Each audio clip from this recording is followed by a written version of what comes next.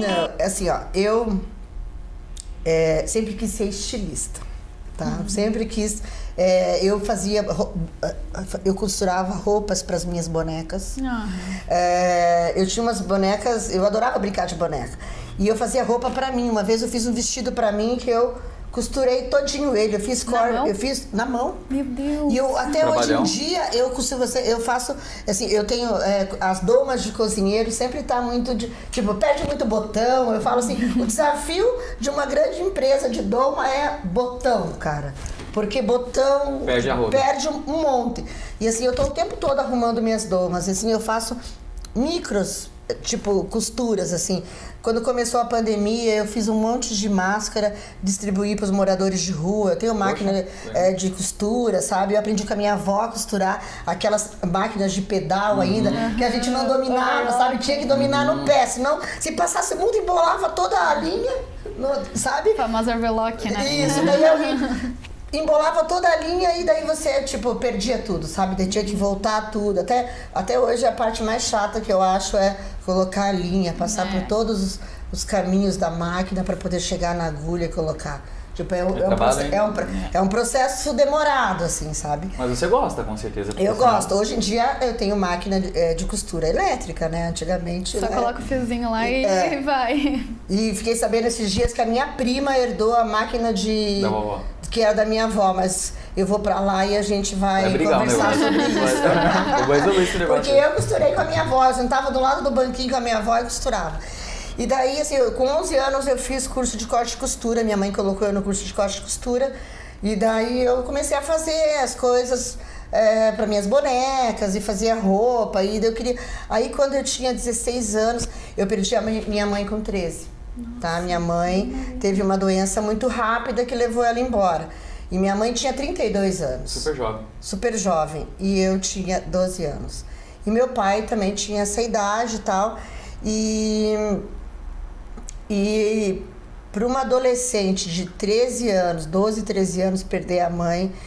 Foi bem difícil para mim. Eu digo, até às vezes, aquele filme Inteligência Artificial, que o menininho passa o filme inteiro procurando a mãe. Sim. Eu falo assim, eu daria tudo que eu sou para passar, tipo, 1 minuto com a minha mãe de novo.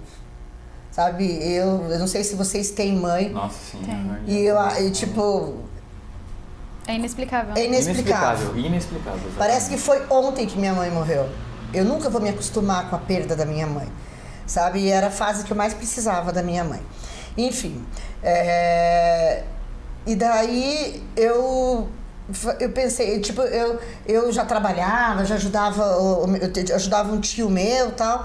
E daí eu juntei dinheiro e falei, E daí eu tinha uns amigos que iam passar as férias lá no interior do Paraná, em Bandeirantes. Famosa Bandeirantes. Isso, do União Bandeirantes Futebol Clube, do famoso Meneghel, que entrava com... Sim. Né, entrava no estádio lá fazendo fazendo tiroteio, né? E daí eu peguei e saí. Daí eu falei, não, eu tenho que fazer alguma coisa. E minha mãe, de certa forma, ela me preparava para essa perda. Porque ela falava assim, ela me instruía muito para quando eu fosse viver sozinha. Preparando já. Me preparando. Ela não sei se ela sabia que ela ia viver pouco, mas ela me instruía de alguma forma, sabe? E daí eu falei, não, daí meus amigos iam passar as férias lá no interior e falava, Curitiba é assim, Curitiba é assim. Eu falei, preciso ir pra Curitiba, preciso ir pra cidade grande, entendeu? Aí eu falava assim, não, eu tenho uma tia que mora em Colombo. Não, mas Colombo não é Curitiba. Eu falava, sim, é tudo igual, é tudo igual. É tudo igual. Tem até ônibus que vai pro mesmo lado ali. Pro mesmo lado. E daí, quando eu tinha 15 anos, eu falei, não, eu vou pra Curitiba. Aí vim pra Curitiba, naquela época... Tipo, você podia viajar tranquilo, sozinha, eu já era, né, Bem livre. E assim, eu já era... eu parecia muito mais velha do que a idade que eu tinha.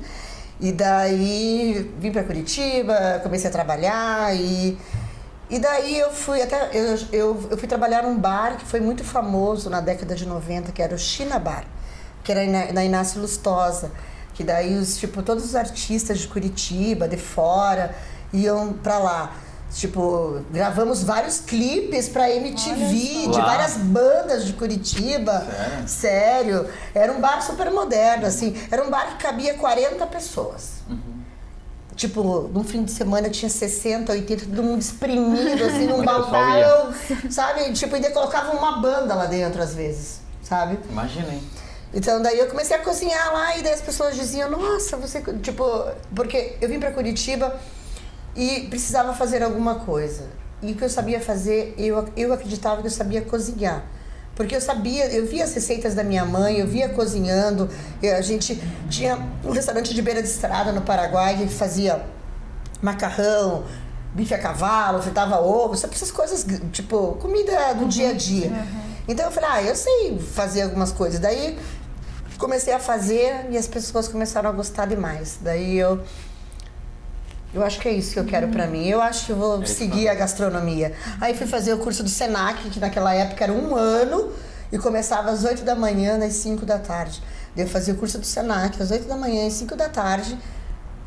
Dormia alguns minutos, ia trabalhar às 6, 7 horas, ficava até às 3 da manhã. Meu Deus.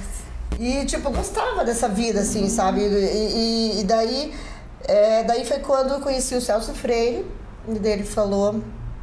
eu acho que você cozinha muito bem. Não quer fazer um estágio lá comigo?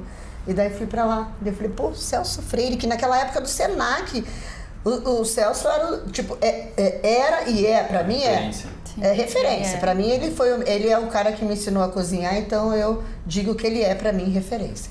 E sempre quando eu tiver a oportunidade de homenageá-lo, eu vou sempre estar homenageando. Muito bom lembrar dos mestres, né? Sim, o Celso é fantástico, assim, eu falava que ele era Midas, tudo que ele toca vira ouro. Olha só. Tipo, ele fazia eu odeio berinjela, mas ele fez uma vez uma lasanha de berinjela, nunca vou me esquecer. Uma delícia. Maravilhosa. Espetacular. Eu lembro de vários pratos que o Celso faz. Ele fazia um pombo. Olha, Celso, você nem lembra disso, tá? Mas eu lembro. Talvez você não lembre. Uma época a gente fazia pombo. Isso aí era 99. Pombo Aqueles que fica no centro, assim? Não, mas era Não, pô, juro que era o pombo de Tiradentes, juro. Mas Aí você me fala pombo. pombo, eu já penso no pombo. Mas assim, ó, na culinária Pombo. espanhola, os espanhóis comem muito pombo, eles chamam de pichón ou paloma, né? Mas assim, era uma criação de pombo e pombo era muito comum, se comia assim naquela Uma ave, época, né? não era uma iguaria, digamos assim, né? Que era uma iguaria da época, e o Celso fazia um pombo, um peito de pombo com uma redução de martini doce. Nossa, Eu nunca vou esquecer, tipo, tem algumas coisas que o Celso fazia que, tipo, Extraordinários. extraordinário.